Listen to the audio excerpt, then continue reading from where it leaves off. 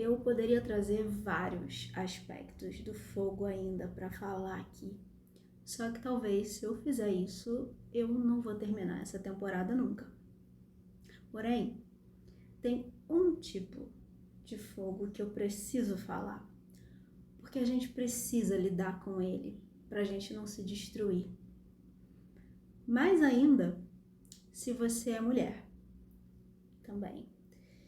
E uma mulher dessas propensas a ser a boazinha, a que agrada a todos à sua volta, mesmo que você nem se dê conta de que faz isso, né? Se você é dessas que tende a falar manso, a evitar conflitos, se você é assim na superfície, pode ser que por dentro você esteja em chamas. Esse fogo é a raiva. E a gente aprende desde cedo, esconder. Porque essa fúria, ela parece algo que é muito nocivo e precisa ser contida. O problema é que quando ela não queima fora, ela queima por dentro. E é por isso que a gente precisa olhar para isso, falar sobre isso, para liberar essa fúria, essa raiva, porque ela é obrigatória. Como eu disse, né? Senão a gente se destrói. Porque esse é o poder desse fogo. É um poder de destruição. Eu vou usar nesse episódio como guia para essa conversa um capítulo do livro Mulheres que Correm com os Lobos, da Clarissa Pinkola Estés. O capítulo 12 se chama A Demarcação do Território, os limites da raiva e do perdão. No episódio passado, eu falei que nesse último a gente ia conversar sobre a paciência. E vai ser sobre isso também. Mas eu quero já começar de cara com uma frase dela aqui que tem na primeira página do capítulo. É uma frase bem interessante que começa exatamente com isso que eu acabei de dizer, porque eu parafraseei ela, que diz que a liberação dessa fúria é obrigatória. E uma vez que a mulher se lembre das origens dessa fúria, ou da sua fúria, ela passa a considerar que não pode nunca parar de ranger os dentes. E por que eu tô falando isso? É que a gente sempre vai poder trazer esse emocional pro corpo. E observar, eu já falei disso aqui antes, não lembro agora se no no episódio anterior,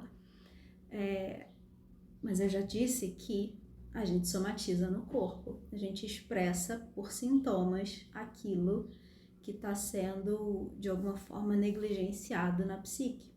Então, esse ranger os dentes, não sei se para você, mas para mim de cara lembra bruxismo. E é claro que, já vou aproveitar para abrir esse parênteses aqui, não é tudo que eu disser aqui ou em qualquer outro momento você pode sentir dessa exata mesma forma. Então, se a gente está falando aqui de raiva, uma pessoa, nem uma mulher, mas uma pessoa pode expressar esse fogo através de uma gastrite. Outra pessoa pode expressar esse fogo como uma dor de garganta crônica. Outra pessoa pode ter bruxismo. E tudo isso junto também sempre é possível. É sempre interessante, e esse é o convite que eu faço em todos os episódios, mas principalmente nesse aqui, é que você ouça e vá sentindo, vá percebendo o que ressoa, o que até causa um certo incômodo. Isso tudo é informação. Eu quero, talvez esse episódio fique bem grande, mas eu quero começar contando a história que ela traz. Esse livro, para quem não conhece, ele é todo feito de contos. Contos que ajudam a acessar e curar de alguma forma a mulher selvagem, o arquétipo da mulher selvagem em nós, não só em nós mulheres, mas principalmente como que a gente pode restabelecer o contato, a comunicação com essa força interior. E ela propõe isso, essa cura desse feminino, através dos contos, das histórias que ela traz nesse livro. E nesse capítulo, ela conta a história do urso da meia-lua. É uma história japonesa e eu queria contar ela aqui, ao invés de só ficar falando sobre os detalhes, né, do que ela oferece, que ela, a doutora Clarissa, e ela, a história, do que elas oferecem como caminho de cura. Porque o que ela traz aqui com essa história, e ela faz isso em alguns outros capítulos do livro, é um guia, um roteiro que ajuda a gente a olhar para esse ponto, essa questão que ela apresenta no capítulo, que nesse aqui, no caso, é a raiva. Então, aqui a gente vai falar sobre como que a gente pode fazer, o que a gente pode fazer para não deixar o fogo da raiva destruir, mas transformar ele num aliado. Então, antes de começar a falar exatamente, eu quero contar a história. Vou tentar dar uma breve resumida. Aconselho você que se interessar pelo assunto, ler de fato, buscar esse capítulo pelo menos desse livro para ler ele em todos os detalhes, porque possivelmente eu vou pular algum ponto e às vezes é aquele ponto específico que você precisa ouvir ou ler, porque ele é o gatilho que traz uma informação do teu inconsciente. Então, fica aí a sugestão. Bom, a história do urso da meia-lua é a história de uma jovem mulher que vivia numa floresta e o marido dela, ele foi para a guerra, ele precisou sair e passou muitos anos fora.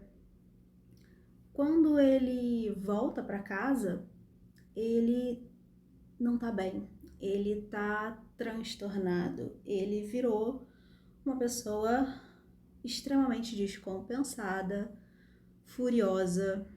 Ele inclusive se recusa a entrar em casa porque ele acabou se acostumando a dormir em meio das pedras.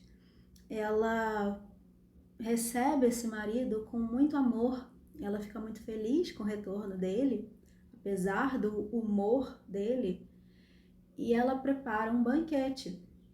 Ela faz as comidas mais gostosas que ela sabia que ele gostava, prepara tudo com muito carinho, coloca a mesa e quando ele se aproxima, ele joga tudo pro alto, grita com ela e destrói tudo sem sequer comer a comida que ela fez com tanto carinho para ele. E ela fica muito desesperada com essa situação, essa circunstância tão difícil em que ela não consegue mais conversar, ela não consegue interagir com esse marido. E num momento de total desespero, ela sai em busca de uma velha curandeira que mora fora da aldeia para pedir socorro, pedir ajuda, alguma poção que essa curandeira possa fazer para curar esse marido furioso, raivoso. Ela vai em busca de uma solução, de uma poção. E quando ela chega na casa dessa velha, ela pergunta se existe alguma coisa que essa senhora possa dar que ajude o marido dela a voltar a ser carinhoso e gentil. E a velha diz que pode sim, pode ajudar. Só que para fazer isso, ela vai precisar de um ingrediente especial que ela não tem mais, que é o pelo do urso da meia-lua. Ela precisa de um único pelo do pescoço da lua branca, de pelo branco que esse urso tem na região do pescoço em forma de meia-lua. E que esse urso fica no alto da montanha. Ela vai precisar ir até lá buscar esse pelo e trazer de volta para a senhora fazer a poção para ela. E ela diz que tudo bem, ela aceita o desafio por amor a esse marido e ela vai com toda a coragem subir a montanha para encontrar o urso. E assim, na manhã seguinte, ela se prepara e parte rumo ao topo da montanha.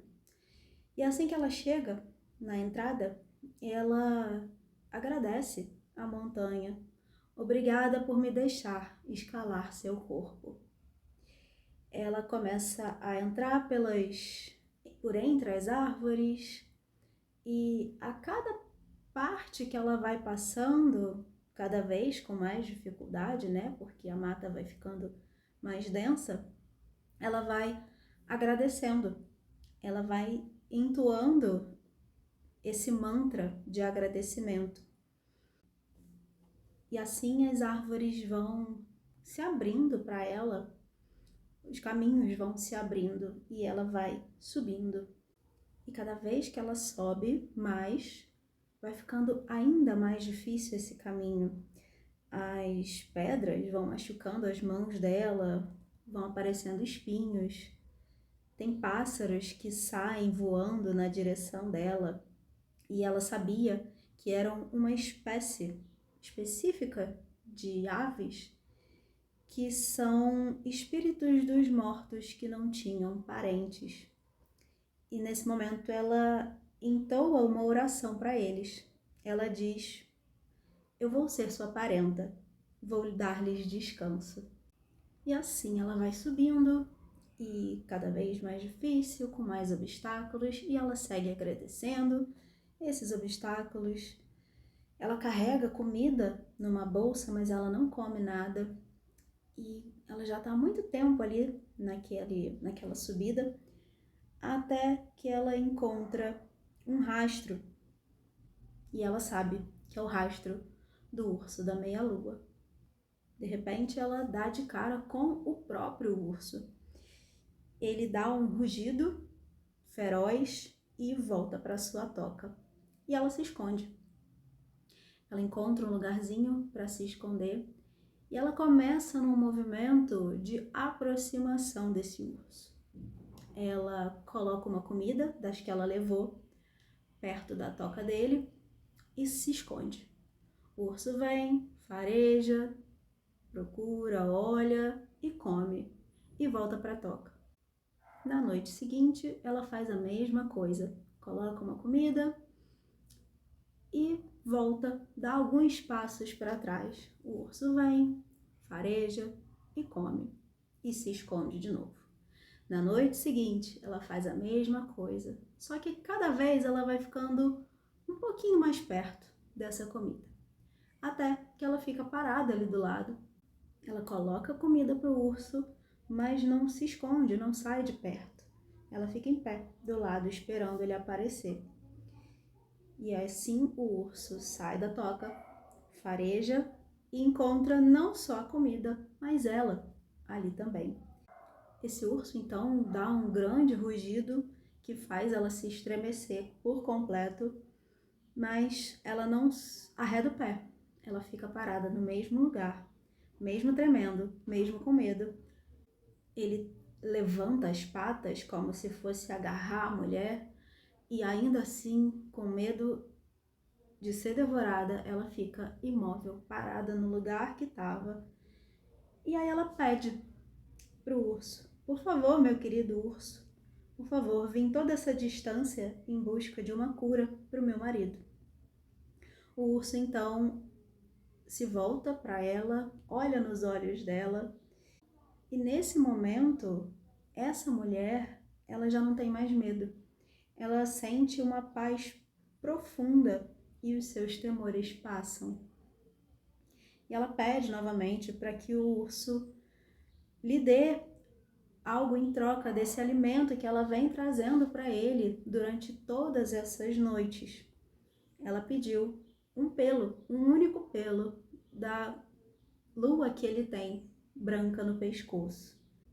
E o urso pensa que seria fácil devorar essa mulher tão pequenininha, mas ele concorda com ela que realmente ela foi boa para ele durante essas noites e por isso ele vai oferecer o pelo dele para que ela leve. Mas ele pede que ela arranque rápido e vá embora logo. E assim ela faz. Ele levanta o pescoço, ela arranca o pelo e vai então agora montanha abaixo, correndo na direção da casa da velha, que vai então poder fazer a poção para ela com o pelo do urso da meia-lua. Durante toda a descida, o tempo inteiro, ela faz o mesmo movimento. Ela vai agradecendo a cada parte da montanha, cada árvore, cada pedra, ao próprio urso, ela agradece ele e chega correndo na casa da curandeira, gritando que conseguiu. Finalmente ela conquistou um pelo do urso da meia-lua. A curandeira sorri para ela, pega o pelo, examina e fala: realmente, esse é um autêntico pelo do urso da meia-lua. De repente, a curandeira se volta para a lareira dentro da sua casa e atira o pelo no fogo. A mulher entra em desespero, perguntando o que ela fez. Como assim ela jogou o pelo e queimou no fogo? E a velha, com toda a calma do mundo, olha para ela e diz: tá tudo bem, tá tudo certo. Você lembra de cada passo que deu para escalar a montanha? Você lembra de cada passo que você deu para conquistar a confiança do urso da meia-lua? Você se lembra do que viu, do que ouviu e do que sentiu? E a mulher diz que sim, que se lembra muito bem de tudo isso. Então, com um sorriso meigo no rosto, a velha curandeira diz para ela: então, minha filha, volte por favor para casa com seus novos conhecimentos e proceda da mesma forma com seu marido. Essa é a história do urso da meia-lua. Espero que você tenha acompanhado essas imagens, mesmo que você não crie a imagem mental, só o fato de ouvir, isso já pode despertar coisas aí dentro. E como eu disse lá no início, essa história é um roteiro, é um grande roteiro para a gente descobrir como que a gente lida com a nossa raiva. E a primeira coisa que eu preciso te lembrar, como a própria doutora Clarissa fala aqui nesse capítulo, é que absolutamente toda emoção, ela traz algo que oferece elementos para conhecimento, para insight, para o que chamam de iluminação. Essa raiva, ela pode por algum tempo, se a gente assim se permitir e fizer esse caminho que ela traz através dessa história, essa raiva pode ser uma grande mestra, algo que vai contribuir para que a gente compreenda aquilo a que ela está servindo, porque é isso, tudo está a serviço de algo. Então, existe aqui 6 passos. O que essa história narra pra gente são 6 passos. O primeiro deles é a busca da curandeira. Esse arquétipo da velha sábia que existe dentro de todas nós, ela exatamente já existe dentro de todas nós. E eu preciso abrir esse parênteses aqui para te lembrar que tudo, absolutamente tudo dessa história é interno. Cada elemento, cada personagem existe e fala sobre você. Então a gente não está falando sobre o relacionamento com alguém, qualquer tipo de relação externa. A gente está falando de aspectos internos seus. E também vou te lembrar que tudo que você precisa para passar por esse processo, para lidar com essa fúria e curar esse fogo destrutivo, transformar ele num fogo criativo, já está aí, já existe. Você só precisa acessar, talvez de uma forma um pouco mais organizada ou, a gente pode dizer, consciente. Então, o primeiro elemento importante para esse movimento é o encontro. Ela traz aqui pra gente a procura de uma força restauradora calma e sábia, que é o encontro com essa velha sábia, com essa força da curandeira, que é alguém que traz em si essa calma necessária, essa paciência para um passo depois do outro te ajudar a acessar tudo que precisa ser acessado. E mais do que sem pressa, ela tem algo que é uma característica dela, que é o enxergar longe, é ter a capacidade de ver além das limitações da consciência. Então é como se essa velha sábia, né, ela não tem esse nome à toa. Ela já sabe, ela sabe qual é o caminho, ela sabe qual é o resultado. E ela te pede para que você confie nesse processo. E nessa parte do livro em que eu vou o tempo inteiro ao longo desse áudio citar o livro porque é muito interessante. A primeira coisa que ela fala no trecho que ela trabalha a ideia, a imagem da velha, da curandeira, ela fala que a melhor atitude antes de ou a gente buscar ter um bom comportamento e jogar essa raiva para baixo do tapete, ou, por outro lado, se deixar incendiar e tomar por essa fúria, a melhor atitude é a gente convidar essa raiva para se sentar, tomar um pouco de chá e conversar com ela para que a gente descubra o que provocou a sua visita. Apesar de ser uma imagem simbólica, o que ela quer dizer aqui, que é uma das primeiras atitudes ideais, é exatamente não se deixar tomar. A raiva, ela pode vir num destempero, num descompasso que a gente é de fato tomada, e é preciso estar consciente. Não dá pra gente querer entrar em qualquer tipo de processo de confrontar as nossas partes mais sombrias sem que a gente se mantenha alerta, atenta, consciente. Não precisa fazer muita coisa, mas só o fato de você se colocar como uma observadora das suas ações, dos seus pensamentos, tem uma ideia bem budista, né, sobre isso, de que a gente deve se colocar nesse lugar de observador para não se deixar afetar tanto. E eu não estou aqui falando sobre aquela ideia de ficar ali no meio termo de tudo. Não é sobre isso. É o não se deixar afetar é você não se cegar. Porque quem já teve um acesso de fúria, um acesso de raiva, talvez reconheça que é muito fácil. talvez quando passa, você processa aquele evento e você nem se lembra do que você falou, do que você fez, porque você ficou cega.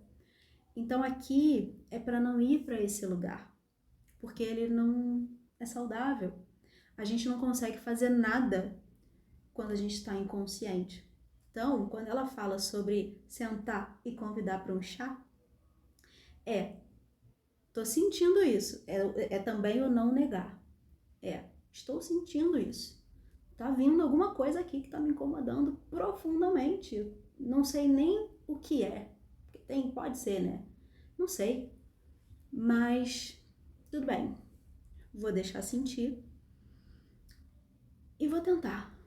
Vou tentar do jeito que der, com as ferramentas que eu tiver na hora, eu vou, pelo menos, tentar perceber o que causou, de onde está vindo, para quê? Para que eu estou sentindo isso? Qualquer desconforto, qualquer sensação que você tenha, é sempre interessante você se fazer essa pergunta. Para que esse sentimento está me visitando? E aí, quando ela traz exatamente como ponto-chave o primeiro passo do processo, ser a busca por essa curandeira, não é à toa. Quando a gente fala de uma velha sábia, a gente está falando de alguém que já passou por tanto, já viveu tanto, já aprendeu tanto com a vida, que ela tem essa calma inabalável de alguém que exatamente não se deixa afetar. É uma forma da gente absorver um pouquinho dessa sabedoria dela. Essa é a primeira chave, absorver um pouquinho que seja da sabedoria dessa curandeira. E aí tem uma dica extra ainda aqui, que é assim, se você sente que perdeu o contato com essa curandeira interior, é só você fazer um pequeno exercício, que é, pensa na sua versão lá do futuro. E aí você pode colocar o prazo que você quiser. A minha versão de daqui a 1 ano, o que ela se sentiria orgulhosa se eu tivesse feito hoje? Que ação no presente é a melhor atitude a se tomar que vai deixar a minha versão lá do futuro orgulhosa de mim? E aí aqui, isso vale para várias coisas na vida, não só para tentar entender de onde está vindo a raiva. Qualquer sentimento e qualquer situação, inclusive positiva. Quando você, por exemplo, tiver com dificuldade de fazer algum tipo de atividade, algum tipo de tarefa, trabalho que você precisa realizar, que alguma coisa em você, pelo menos, acredita que é bom que você realize, pensa nessa versão lá da frente. O que você precisa fazer? Às vezes, até quais são os passos? Esse pode ser um bom exercício para destravar também. Não sei o que faço, não sei como é que eu saio dessa situação, não sei se eu vou, se eu fico. Pensa nessa versão lá da frente. O que ela ia gostar mais? O que ela ia se sentir orgulhosa se você tivesse decidido? Toma isso como a resposta do oráculo. Se você deve ou não fazer, se você deve ou não seguir, como que você faz, qual passo você dá. Esse exercício pode ser muito benéfico. Agora, eu já tô aqui falando há 30 minutos praticamente e eu tô só no primeiro passo. Então, o que eu vou fazer? Eu vou dividir esse episódio em 2 partes, porque senão vai ficar muito grande. E eu prefiro fazer dessa forma. Mas, antes de encerrar, eu quero só chamar a atenção aqui para um detalhe que eu passei por alto, mas não chamei atenção, assim, não dei um destaque, que é a figura do marido. É ele que representa, ele é um dos aspectos da raiva. Depois a gente vai chegar no outro, que é o urso. Mas primeiro, a gente precisa falar sobre o marido raivoso.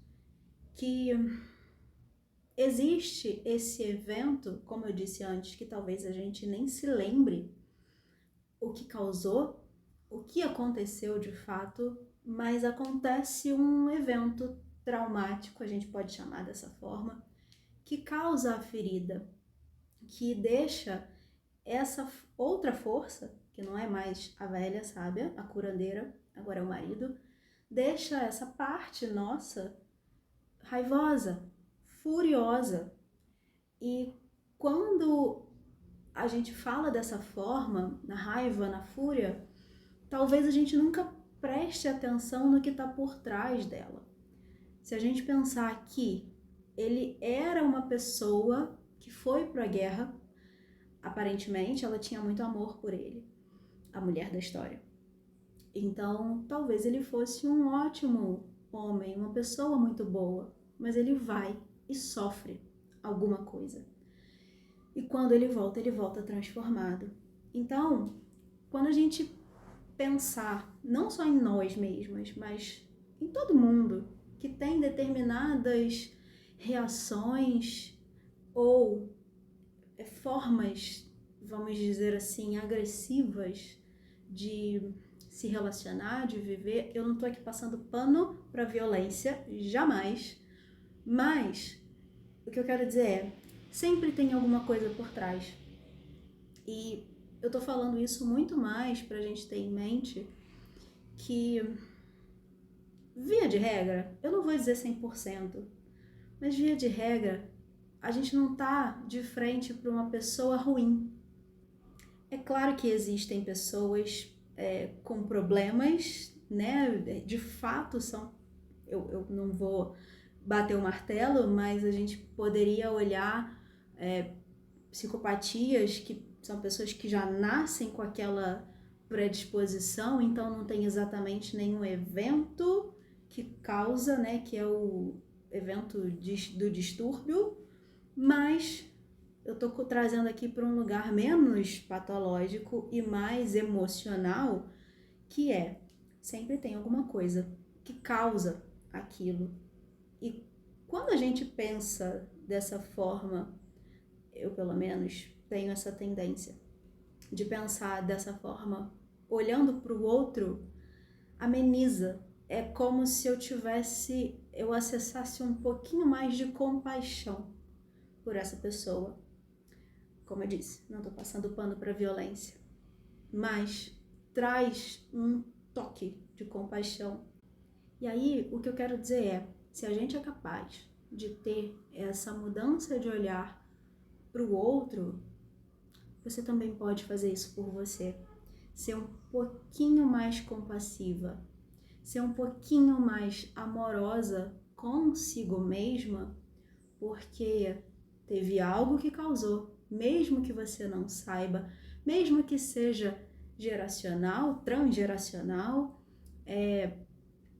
o padrão familiar ensinou aquelas pessoas ou aquelas mulheres a serem daquela maneira e você já vem com isso, digamos assim, instalado no sistema. Então, você sequer sabe de onde vem, qual é o gatilho, né? Qual é o primeiro evento, porque nem é seu. Ou você pode ter sofrido um abuso na sua infância. Ela traz isso aqui, eu vou voltar para o livro, porque a própria doutora Clarissa, ela fala sobre essa ferida que causa essa fúria, essa raiva, que quando não contida no sentido de olhada, pode ser altamente autodestrutiva. Então, eu vou ler aqui só para fechar exatamente esse episódio, essa primeira parte, com o parágrafo dela, que ela fala assim: a indignação ou a irritação que sentimos naturalmente com relação a vários aspectos da vida e da cultura, é exacerbada quando houve repetidas ocorrências de desrespeito, perseguição, negligência ou extrema insegurança na infância. A pessoa ferida dessa forma, ela fica sensibilizada para futuros traumas e utiliza de todas as defesas para evitá-los. Significativas perdas de poder, ou seja, a perda da certeza de que somos dignos de cuidado, respeito e atenção, geram uma tristeza extrema e juramentos irados por parte da criança de que, quando adulta, ela nunca mais se permitirá ser ferida daquela forma. Então, nem sempre você talvez lembre o que aconteceu, mas a ferida ela existe. E ela existe não de um jeito organizado. Às vezes você só tem essa tristeza profunda, enraizada, que se expressa pela raiva, pela fúria, pela indignação. E é ainda mais difícil, né, quando é assim. Quando a gente lembra do evento, a gente consegue dar uma causa e efeito. Mas quando a gente não lembra, é difícil. Não é que precise lembrar, mas com esse guia que ela traz aqui, como eu disse antes, a gente pode se colocar conscientemente olhando para as nossas atitudes e reações, para que isso pare de ser destrutivo com a gente mesma. Não é nem com o outro, é com a gente. Esse é o principal objetivo de tudo isso. Eu tenho muito mais coisa para falar, nem comecei praticamente, e eu acho importante deixar isso registrado aqui, para alguém lá no futuro, quem sabe, se beneficiar. É claro, como eu disse lá no início, se você tiver acesso ao livro, recomendo que leia. Leia o capítulo devagar, processando cada parágrafo, trazendo para dentro, colocando em perspectiva, em paralelo, sentindo. Mas eu vou deixar aqui, por isso eu quero continuar. Eu quero falar um pouquinho mais até dos outros passos desse guia, desse roteiro que ela traz, porque pode ser benéfico, pode contribuir para o processo de alguém. Então, eu quero trazer o restante dessa reflexão para cá, mesmo que fique enorme, né? Um capítulo enorme. A gente se fala, então, no próximo para encerrar a temporada.